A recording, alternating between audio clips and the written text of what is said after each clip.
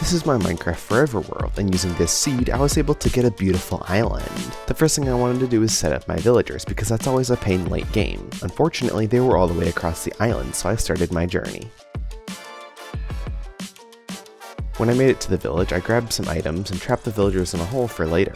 Then nighttime hit, so I knew I could kill some spiders to get string so I could make a leash that I could then use to move the villagers. Unfortunately, there weren't that many spiders out that night and I didn't get enough string, so I continued the process of going out to hunt for spiders every night, while during the day I removed some of the villager houses because I have plans to build here later. At one point I had to die to reset my health, but one morning I decided that instead of waiting for nighttime to get string, I would go down below. So I found a cave really close to the village, but I was not prepared for what was in there.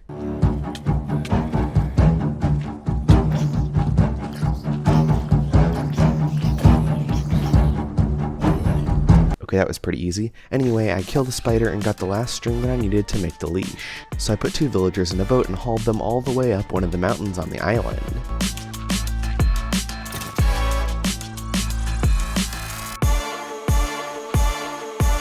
Then the next day, I brought them down to a lush green area where I planned to build my base. I chopped down massive amounts of trees in order to make room for the base I wanted to build, and I began mining stone.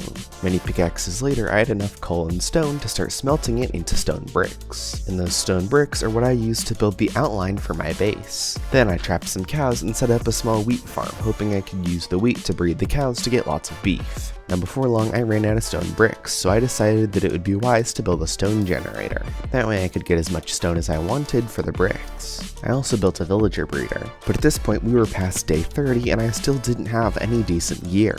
So I dug down underground and got as many resources as I could.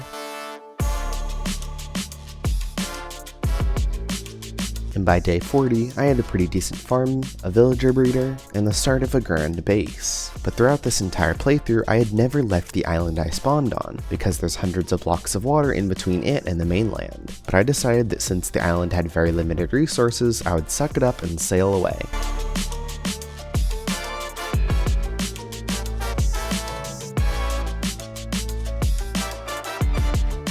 In my travels, I found this really nice cave where I got lots of diamonds. Then I found a trial chamber which I decided to loot, which was a very risky move because if I died now, there was no way I was going to craft a boat and sail hundreds of blocks all the way back to find the cave that leads to the trial chamber to enter the trial chamber and get my items. Things were going surprisingly well, until this happened.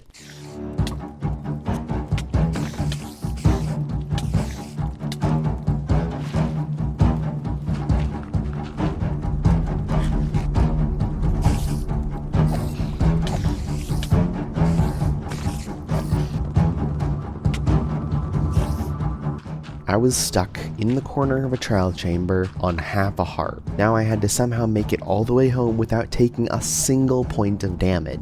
But since I had no choice, I ascended to the surface. And when I got there, it was night. Of course it was night. So I decided that I would build the most humble abode in all of Minecraft. The classic dirt hut. And as I built this hut, I couldn't help but be overwhelmed by nostalgia. Minecraft is such a simple game, and yet we make it so complicated. We have mods, shaders, servers, resource packs, texture packs, and Forever Worlds allow you to take a break from all that. A way to step back and just play Minecraft. Which really reminds me of my first survival world.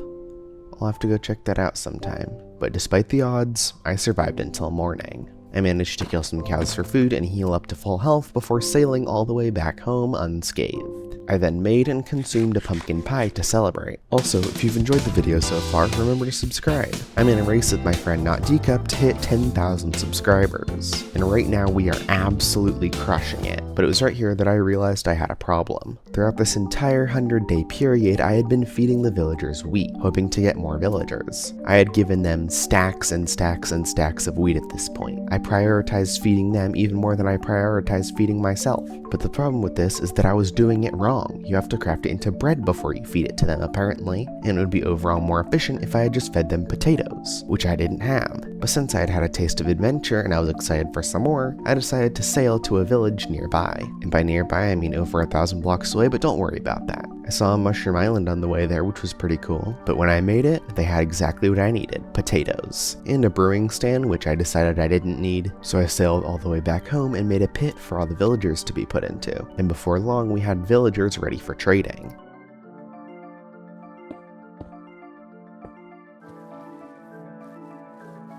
I also found this piece of naturally generating terrain, which was really weird. Like, it really looks like someone else might have been in the world with me. And to wrap up my final days on this world, I decided to continue building my base, which I wanted to be a large castle. I didn't record too much of this because it was basically just going to the stone generator, smelting the stone, crafting the stone, and placing the stone. But here's the footage I did get. And after all that, here we are on day 99. As you can see, the castle's looking absolutely gorgeous. I'm so proud of it. Here I have all these potatoes that I can either give to the villagers to make more villagers, or I can trade with this guy for emeralds. I have my cow farm, wheat farm, sugarcane farm, and this little side part on the castle. Here we have the castle gates, and out here we have the front of the castle. I am so proud of this thing. I mean, look at how many blocks this is taking up. This is so many. As you can see, I had to mine a lot of andesite down here. All this area used to be andesite, but it was all worth it in the end because this place looks gorgeous. I even used some andesite for this little walkway going up into the castle. This place is far from done though because the inside of the castle doesn't exist. These towers don't have anything on top of them, but that's just room for next episode. But my plan for this world in the future is that once I've got the castle done, I'm going to start building a town all around here. Hopefully this entire island will be a town by the time I'm done. It's going to be like a big, massive, interconnected medieval world, and then after that I'm going to expand to other islands. Who knows, maybe I'll make the mainland all futuristic, and then this island is sort of like stuck in the past. That'd be kind of a cool concept. If you have any suggestions for things I should build, or just things you'd really like to see, let me know in the comments, because chances are I'll build it. I slipped on shaders to make things look as incredible as possible before we witness day 100. You know what, I'm going to witness it from the top of the mountain. Here we are, atop the highest peak in sight. Look at how tiny my base looks from here, that's crazy. What do you think, Mr. Goat? Do you like it? Are you happy? What? What just happened? Focus on the day counter, people. It's gonna hit day 100. Man, look at this beautiful sunrise. Shaders are amazing. We're at day 100. We hit it, everyone. We hit 100 days building a castle in Minecraft survival. Oh man, I could have just died there. Thanks for watching, everyone, and goodbye.